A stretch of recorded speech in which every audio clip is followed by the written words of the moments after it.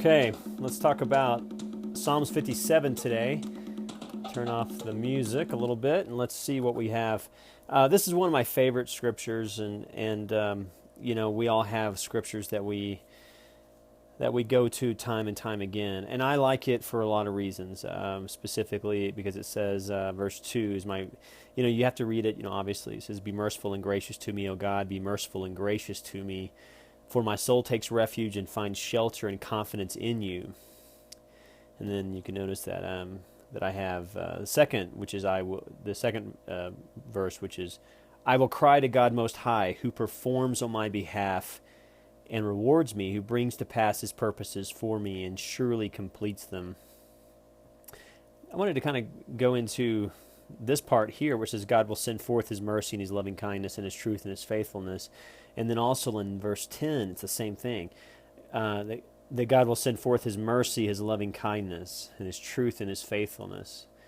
And one of the things that I'm keying in on this is, if you look at the four elements of God, for example, it's hard to really put a face on God because God is a faceless entity, and yet God is in all things and all people. Every person you meet is God in. I think there's a quote that says that every person you meet is God in the flesh or God in disguise. And so think about the next time you meet somebody, you're interfacing. If you believe the Jesus Bible, you're interfacing with God himself because there's God within that person. So every person you meet, there's God Emmanuel within that person.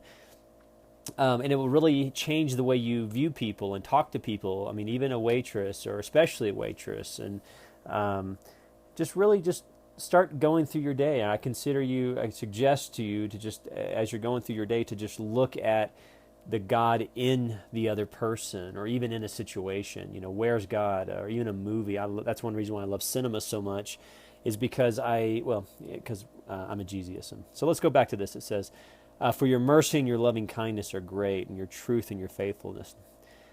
Now, when we think of God, it's easy to get off and to move into the ether of subjectivity.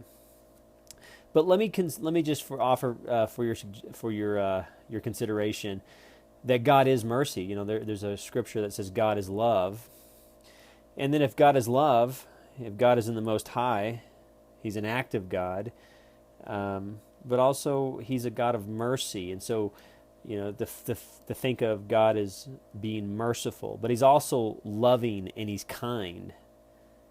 And next time you interface with someone that's loving and kind, you're interfacing with God, or God Emmanuel within that person. But the third aspect is obviously God is truth. The Bible is very clear about the truth will set you free. And then God is faithfulness. "Be exalted, O God, above the heavens. Let your glory be all over the earth."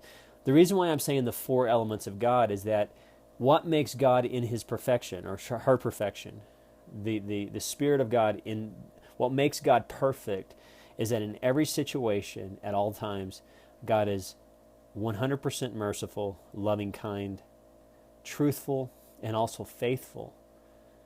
And, if you're like me and you struggle with God, whether it's from a parental situation like I had, where, your parents sort of alter your perspective of who the real God is, I want to just offer for your suggestion that God is loving, he's merciful, he's truth, and he's faithful at the same time in its perfection. And it's like beating a bass drum, but also hitting the hi-hat, and there's a melody in that, and that there are times like Ecclesiastes, it says there's a time for the hi-hat, there's a time for the bass drum, there's a time for the snare, there's a time for, and God in his infinite perfectness, he is merciful, loving, kind, truthful, and faithful, and he's hitting all those drums at the same time in a very harmonious way. Anyway, consider the four elements of God. No matter what you're going through, God is merciful, he's loving, he's kind, he's truthful, and he's faithful.